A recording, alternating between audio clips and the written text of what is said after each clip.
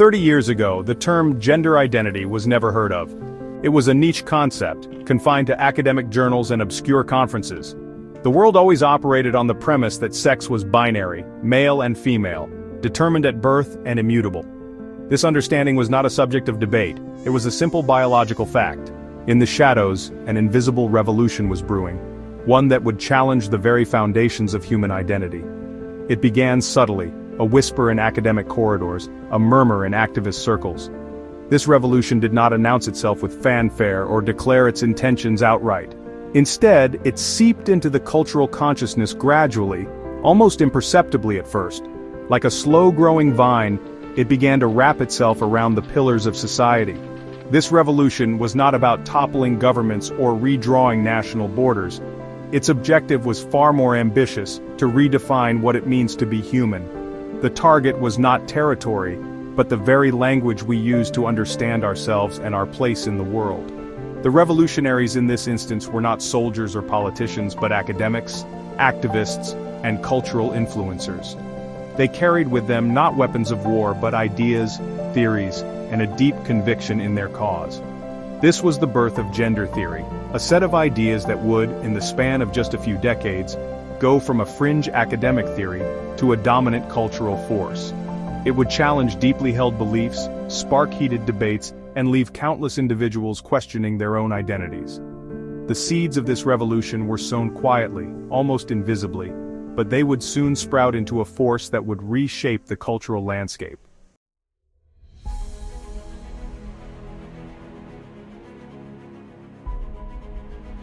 The rise of gender theory has been nothing short of meteoric. From its obscure origins in academic departments, it has exploded into the mainstream, permeating every facet of modern life. This once niche concept is now a ubiquitous presence, shaping public policy, educational curricula, corporate training programs, and media narratives. It is inescapable, a testament to the swiftness and pervasiveness of its ascent. How did this happen? How did an idea, once confined to the hallowed halls of academia, so rapidly and thoroughly infiltrate the public consciousness? The answer lies in a confluence of factors, a perfect storm of social, cultural, and technological changes that created fertile ground for gender theory to take root and flourish. The internet played a pivotal role, providing a platform for the dissemination of these ideas far and wide, bypassing traditional gatekeepers and reaching a global audience. Social media in particular became a breeding ground for gender theory, with its algorithms amplifying content that generated engagement, regardless of its factual accuracy or intellectual rigor. The rapid rise of social justice movements, fueled by a deep-seated desire for equality and inclusion, provided a receptive audience for messages that challenged traditional power structures and hierarchies, including those related to gender. These movements, while well-intentioned, often lacked the intellectual rigor and critical thinking necessary to discern legitimate scholarship from ideological agendas. As a result, gender theory, with its promise of dismantling oppressive norms and liberating individuals from the constraints of traditional gender roles, found a ready and willing audience. The speed and scale of this cultural shift have been breathtaking, leaving many bewildered and struggling to keep pace.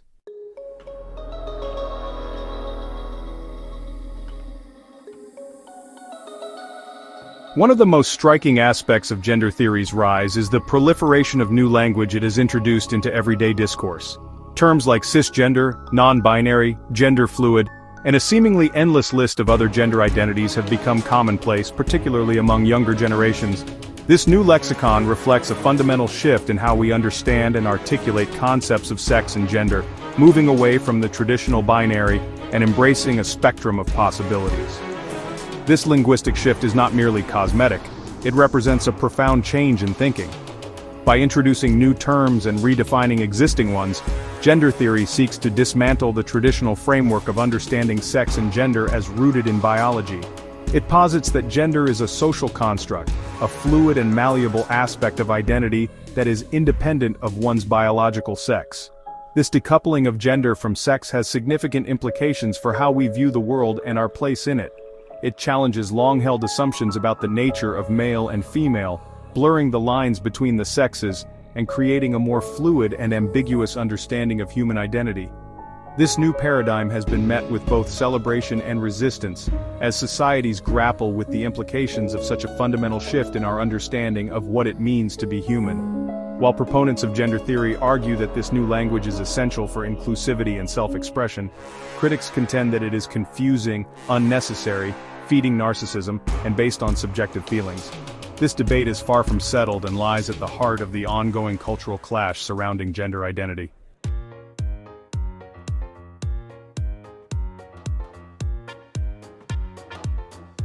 The story of gender theory as we know it does not begin with a triumphant discovery or a groundbreaking scientific breakthrough. Instead, it begins in the shadows, shrouded in controversy, and marked by the deeply flawed work of Alfred Kinsey. A zoologist by training, Kinsey's foray into the realm of human sexuality in the mid-20th century would have far-reaching consequences, shaping the landscape upon which gender theory would eventually be built. Kinsey's work, particularly his landmark 1948 study, Sexual Behavior in the Human Male, sent shockwaves through American society. It challenged deeply ingrained beliefs about sex, revealing a vast spectrum of sexual behaviors and desires that defied the rigid moral codes of the time. Kinsey's findings, presented with an air of scientific objectivity, suggested that homosexuality, premarital sex, and other behaviors deemed taboo were far more common than previously thought. Kinsey's work was undoubtedly skewed by his own perversions, a man with status trying to rationalize his own longings. His research methodology, heavily reliant on self-reporting and convenience sampling, was riddled with biases that skewed his findings. Moreover, Kinsey's own personal biases, particularly his apparent advocacy for sexual liberation and his dismissal of traditional morality, raised serious questions about the objectivity of his work. Despite these flaws, Kinsey's work had a profound impact on the cultural landscape. His research helped to usher in a new era of sexual openness, paving the way for the sexual revolution of the 1960s and challenging traditional notions of sexual morality. However, it also laid the groundwork for the emergence of gender theory, blurring the lines between biological sex and socially constructed gender.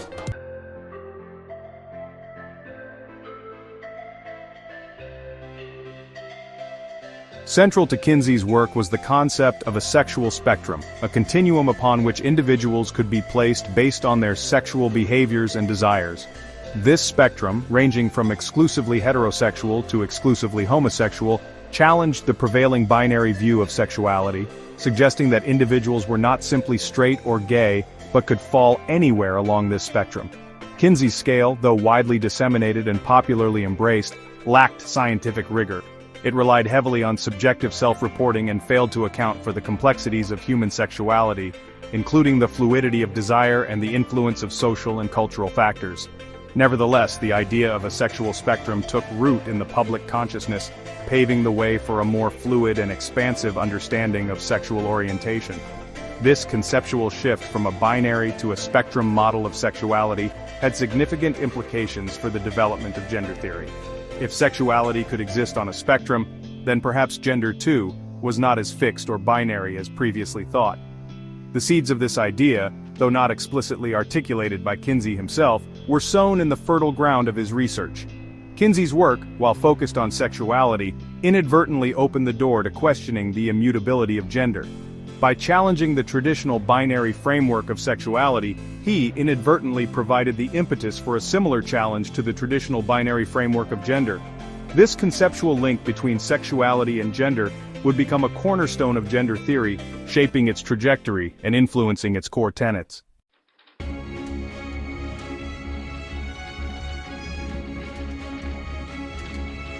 As Kinsey's influence grew, so too did the scrutiny of his work.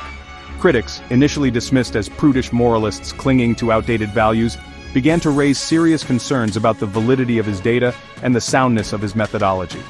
These criticisms, once relegated to the fringes of academia, gradually gained traction as the flaws in Kinsey's work became increasingly difficult to ignore. One of the most damning criticisms leveled against Kinsey centered on his use of convenience sampling. Rather than selecting a truly random and representative sample of the population, Kinsey relied heavily on volunteers, many of whom were recruited from prisons, mental institutions, and other institutions that hardly represented the average person. This skewed his data, inflating the prevalence of certain sexual behaviors, and casting doubt on the generalizability of his findings. Furthermore, Kinsey's reliance on self-reporting, a notoriously unreliable method for collecting sensitive data, raised further red flags. Individuals, especially when discussing taboo subjects like sex, are prone to exaggeration, memory bias, and social desirability bias, all of which can significantly skew self-reported data. The lack of rigorous controls in Kinsey's research methodology called into question the accuracy and reliability of his findings. Despite mounting criticism, Kinsey's work continued to exert a powerful influence on the cultural landscape. The sexual revolution, fueled by a desire for liberation and emboldened by Kinsey's supposed findings, embraced the idea of a sexual spectrum, challenging traditional norms and ushering in an era of greater sexual openness. However, the shadows of Kinsey's flawed research continued to loom large, casting a long shadow over the emerging field of sexology, and ultimately, informing the development of gender theory.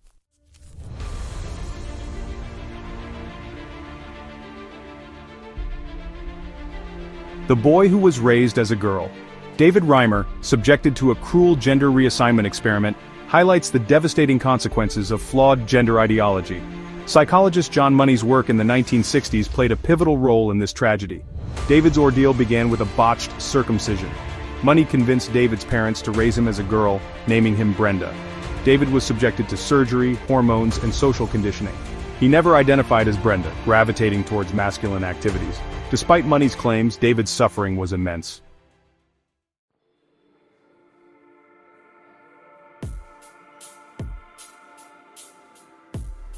Money's handling of David's case was deeply unethical.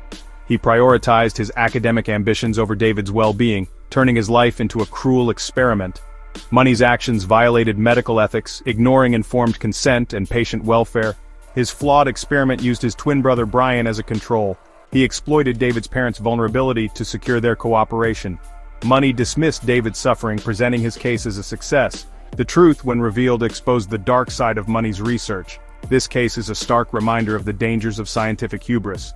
Money's legacy, tarnished by the David Reimer case, stands as a cautionary tale.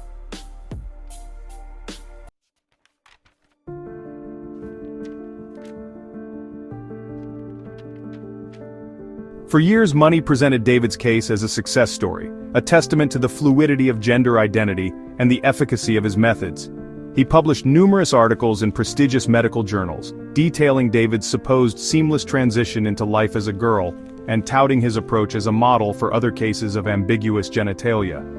Money's work, widely disseminated and influential within the field of psychology, contributed to the growing acceptance of gender reassignment surgery and hormone therapy as viable treatment options for children with gender dysphoria. However, behind the facade of success, David's life was unraveling. As he grew older, his discomfort with his assigned female gender intensified. He rejected the feminine clothing and mannerisms imposed upon him, gravitating towards masculine activities and expressing deep distress over his physical development. Despite the hormonal treatments, David's body began to masculinize during puberty, further deepening his sense of alienation and despair. David's internal struggles did not escape the notice of those around him. Teachers, classmates, and family friends began to question Money's narrative, sensing that something was deeply amiss. Whispers of doubt grew louder, chipping away at the carefully constructed facade of success that Money had erected around David's case. The truth, however, remained hidden from the public eye for over a decade. Money, determined to protect his reputation and preserve the legacy of his work, continued to present David's case as a success, dismissing any contradictory evidence as insignificant or fabricated. It was not until 1997 when David, now an adult, bravely came forward with his story, and Money's lies finally got exposed. David sadly died by suicide when 38 years old.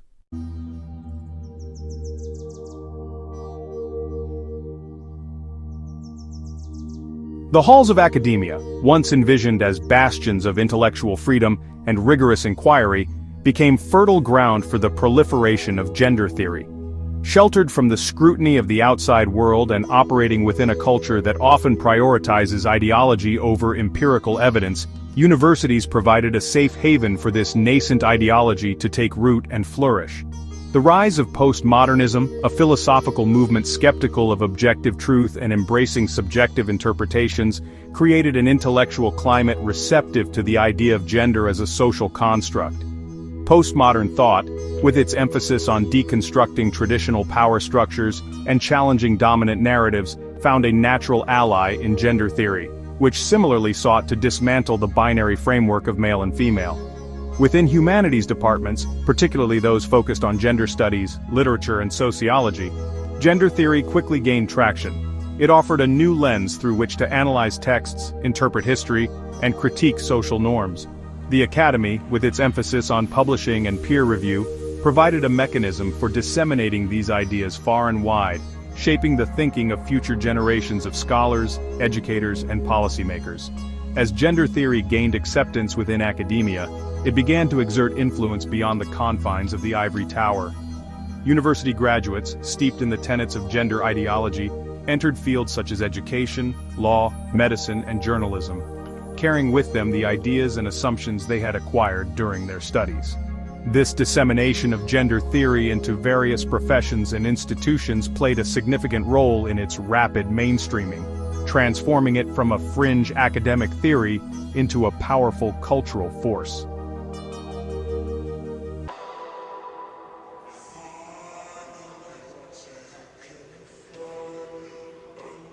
The embrace of gender theory by universities was not without its critics. Some scholars, particularly those in the sciences and those with more traditional views on gender, raised concerns about the lack of empirical evidence supporting its core claims. They pointed out the methodological flaws in many gender studies publications, the lack of rigor in its theoretical frameworks, and the tendency to prioritize ideology over objective inquiry. However, these dissenting voices were often drowned out by the chorus of support for gender theory within academia. Those who dared to question its validity were often labeled as bigots, transphobes, or enemies of progress, their concerns dismissed as remnants of outdated and oppressive ways of thinking. This climate of intolerance made it difficult for dissenting views to gain a foothold within universities, effectively silencing those who did not toe the ideological line. The institutionalization of gender theory within universities was further solidified through the establishment of gender studies departments, the creation of dedicated research centers, and the allocation of significant funding for projects aligned with its tenets. This institutional support provided gender theory with a veneer of legitimacy and authority, making it more difficult to challenge its claims or question its underlying assumptions. The consequences of this academic embrace of gender theory were far-reaching. It shaped the curriculum taught in schools, influenced the policies implemented by governments, and informed the narratives disseminated by the media. The Academy, once a place for the free exchange of ideas and the pursuit of truth, had become, in the eyes of many critics, an echo chamber where ideological conformity trumped intellectual diversity.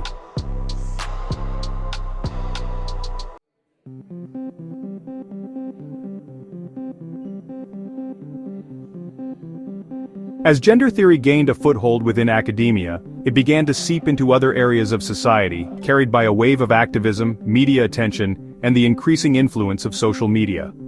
Universities, no longer content to confine these ideas to the ivory tower, played an active role in disseminating them to the wider public. Gender studies departments, often staffed by activists as much as scholars, organized conferences, workshops, and public lectures, promoting the tenets of gender ideology to a wider audience. Universities hosted events celebrating gender diversity, inviting speakers known for their outspoken advocacy on transgender issues and their critiques of traditional gender norms.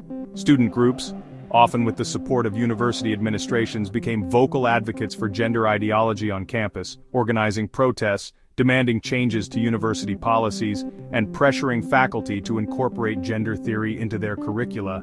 These student activists, emboldened by a sense of moral righteousness and often lacking the intellectual maturity to engage in nuanced debate, created a climate of fear and intimidation on many campuses, making it difficult for those with differing views to express themselves openly. The dissemination of gender theory was further amplified by the media, which often uncritically embraced and promoted its claims.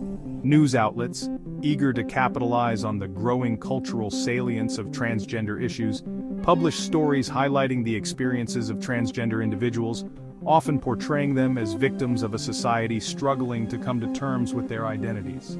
These stories, while well-intentioned, often lacked critical distance and failed to adequately explore the complexities of gender identity or the potential downsides of medical interventions.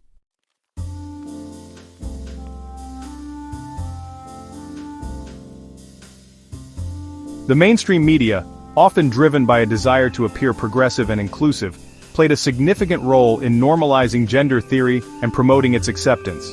News outlets, particularly those with a left-leaning audience, frequently published stories that uncritically embraced the tenets of gender ideology, presenting them as self-evident truths rather than subjects of legitimate debate. These stories often followed a familiar narrative arc. They would introduce a transgender individual, highlighting their struggles with gender dysphoria and their journey of self-discovery. The story would then detail their decision to transition, framing it as a courageous act of self-actualization and a triumph over societal norms. Any dissenting voices or critical perspectives were often excluded from these narratives, creating an illusion of consensus around the validity and benefits of gender transition. This uncritical coverage extended beyond individual stories to encompass broader discussions of gender identity. News outlets frequently published opinion pieces and editorials that advocated for transgender rights, promoted the use of gender-neutral language, and condemned those who expressed skepticism about the claims of gender theory. This constant drumbeat of affirmation created an environment in which questioning the tenets of gender ideology became increasingly difficult, even taboo. The media's embrace of gender theory was not limited to news coverage. Television shows, movies, and other forms of popular entertainment increasingly incorporated transgender characters and storylines into their narratives. While some of these portrayals were sensitive and nuanced, others relied on stereotypes and cliches, further cementing the idea that gender identity was fluid and independent of biological sex.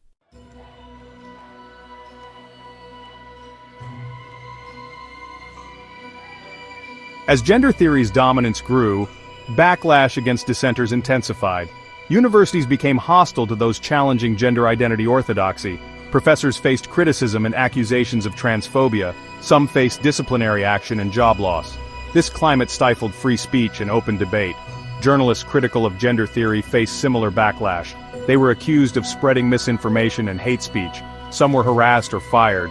This suppression impacted public discourse on gender identity. It created an illusion of consensus, silencing dissenting voices. This was an affront to free speech and public debate.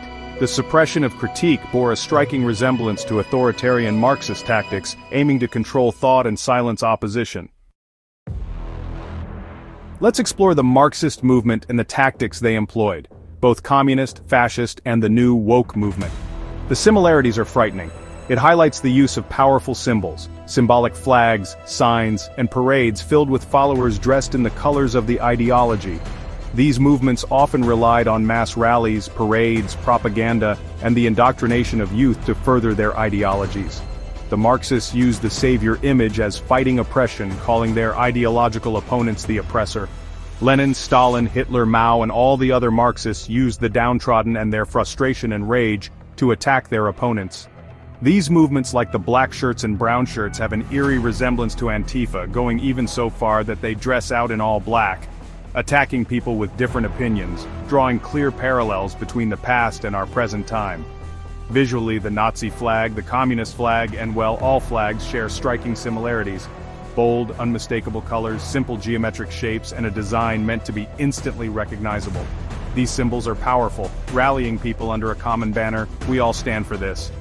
It is designed to create a groupthink dynamic, designed to submit people to an idea, making it authoritarian, even if used for good purposes. In the world of ideas, science is meant to be a beacon of objectivity, a realm where evidence rules and skepticism is celebrated. But even within the ivory towers of academia, the influence of groupthink can be profound. When ideology seeps into scientific circles, it can quietly transform research from a quest for truth into a tool for narrative building. Scientists, like all humans, are susceptible to social pressures. In fields dominated by a prevailing worldview, dissent can come at a steep personal and professional cost. This leads to a chilling effect. Researchers may cherry-pick data, design studies to confirm preconceived beliefs, or simply avoid asking inconvenient questions altogether. Nowhere is this more apparent than in the so-called soft sciences, fields like psychology, sociology, and gender studies. Here, studies often rely on small, self-selected samples, and results are taken at face value, rarely replicated or rigorously challenged.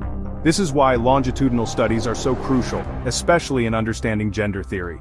Only by following individuals over many years can researchers uncover true patterns, long-term outcomes, and the real effects of interventions or social changes. Longitudinal research provides the depth and credibility that short-term or one-off studies simply cannot. Without it, our understanding remains shallow, and policy decisions risk being built on shaky ground. Peer review, which should serve as a safeguard, can become an echo chamber, reinforcing the dominant ideology rather than questioning it. Confirmation bias, the human tendency to search for or interpret information in a way that confirms one's preconceptions, runs rampant. Instead of skepticism, there's applause for findings that align with the current narrative, and silence or scorn for those that don't. The result? A body of research that may look robust on the surface but is riddled with flaws and propped up by consensus rather than genuine evidence. When science becomes a servant to ideology, the truth is the first casualty.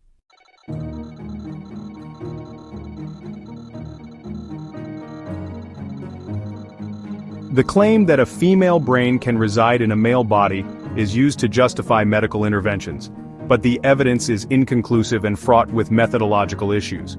Observed brain differences may result from various factors, not solely innate gender identity. This raises a contradiction. If male and female are social constructs, how can we simultaneously argue for the existence of male and female brains? This paradox challenges the coherence of using brain differences to justify gender identity, while also claiming that gender is a social construct.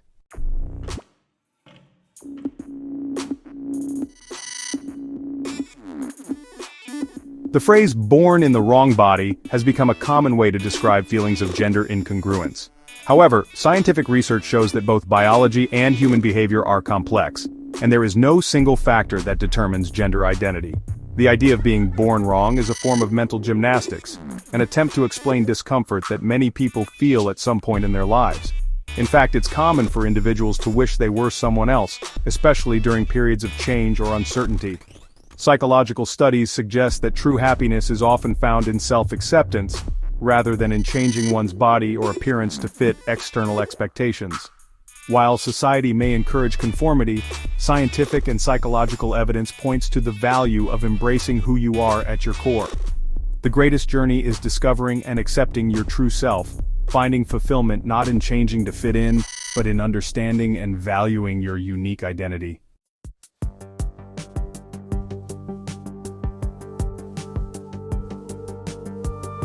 Gender ideology views the body as a canvas for desired identities, leading to medical interventions like hormone therapy and surgeries. Critics raise concerns about the safety, efficacy, and ethical implications of these procedures. Complications in sex change operations can be severe, including infections, scarring, and loss of sensation. The long-term effects of hormone treatment, especially on young people, are still not fully understood and can be devastating.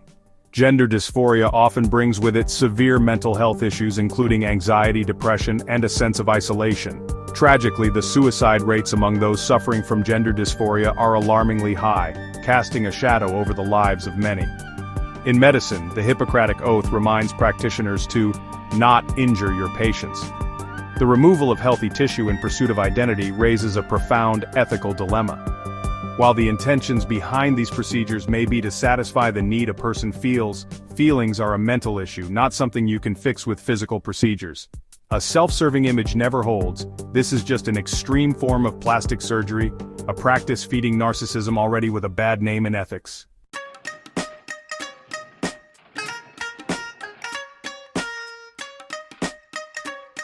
Financial incentives drive the rapid expansion of the gender-affirming care industry, creating conflicts of interest.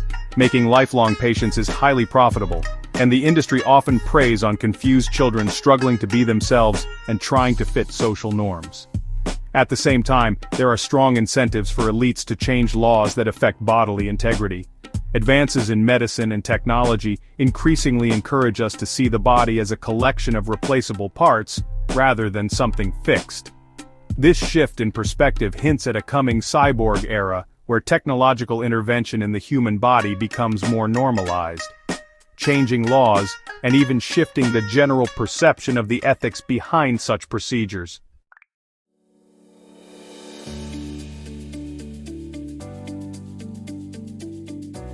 Recent data shows an exponential rise in children identifying as trans. This rise is significantly influenced by the environment. Notably, there are no trans-identifying children in Orthodox, Islamic, Jewish, or Catholic schools, while liberal schools produce trans kids at an increasing rate, some almost like factories. This environment is confusing and sexualizing children. Increasingly, drag queens are being pushed as social norms, sometimes even performing highly sexual acts in front of kids. They use Drag Story Hour, telling stories for kids to promote their ideology. The drag queen is a caricature of a woman. This portrayal is a very shallow, highly sexual and perverted picture of a woman. Why would we want to push this on kids?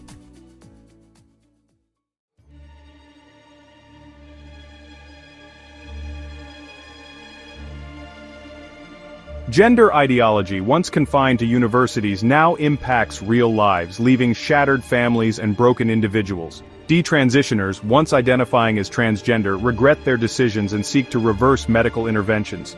They often feel pressured into transitioning, only to find their underlying issues unaddressed.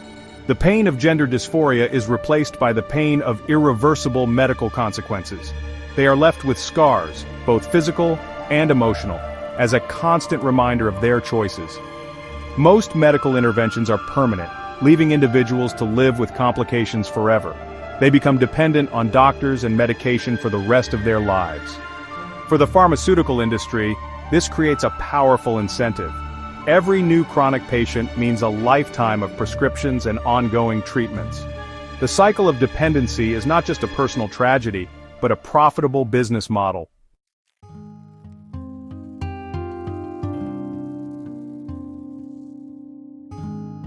The stories of detransitioners are a testament to the human cost of ideological rigidity, the dangers of silencing dissenting voices, and the urgent need for a more nuanced and compassionate approach to the treatment of gender dysphoria.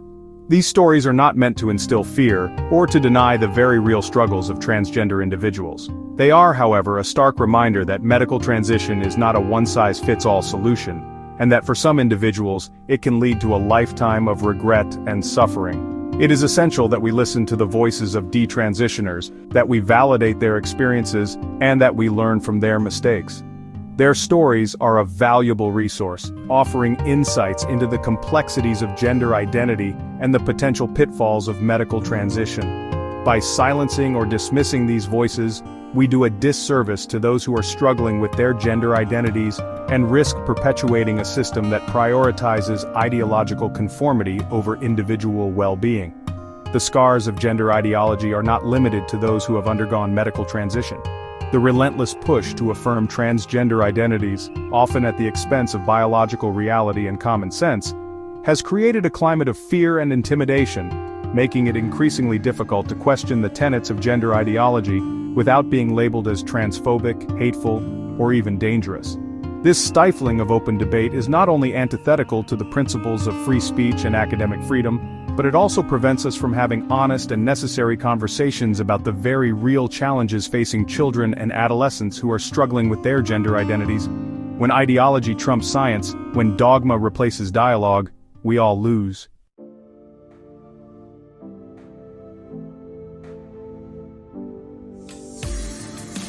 In the face of this ideological onslaught, it is essential that we reclaim our humanity, that we rediscover the lost art of critical thinking, and that we refuse to be silenced by the dictates of political correctness. The issues surrounding gender identity are complex and multifaceted, and there are no easy answers or quick fixes. To suggest otherwise is to do a disservice to the very people we are trying to help. The first step in reclaiming our humanity is to acknowledge that there are good ideas and bad ideas. This movement seems to produce bad results. Children are being indoctrinated, mutilated, and for what? Wishful thinking. A longing for extreme freedom. How much you want something to be true. How many have to suffer these unnecessary mental gymnastics?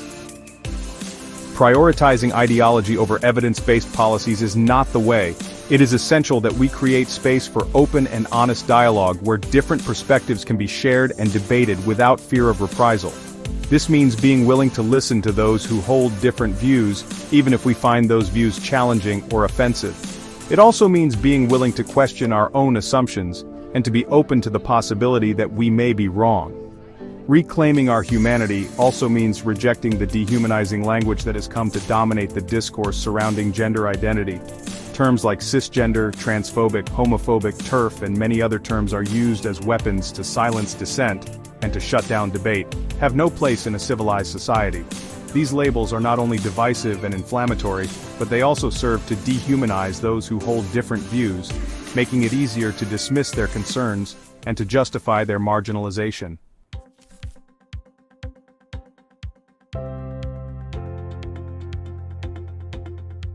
Children, with their innate curiosity, their developing sense of self, and their vulnerability to external influences, are particularly susceptible to the allure of trendy ideologies, especially those that promise a sense of belonging, acceptance, and even specialness. It is our duty as adults, as parents, educators, and policymakers, to protect children from harm, and this includes protecting them from the potential harms of gender ideology. This social engineering is harmful and leads to depression and suicide.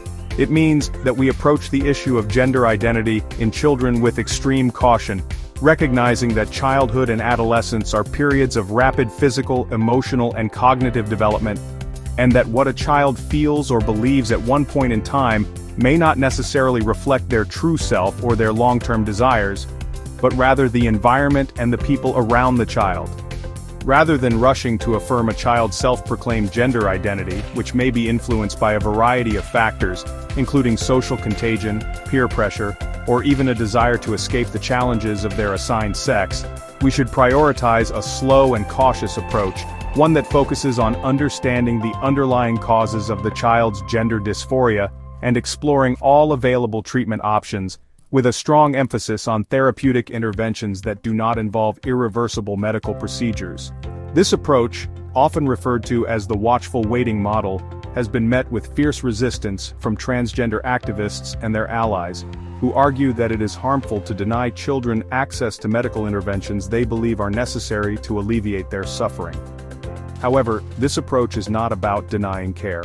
It is about ensuring that children and their families have access to all the information they need to make informed decisions about their health and well-being. Let the child just be whom it wants to be. Society, through government, schools, media, and often the parents themselves, steers children towards these nonsensical concepts, making them believe in trans ideologies. It's crucial to recognize this influence and protect our children from being led astray. It is like the song, "Hey, teacher, leave them kids alone."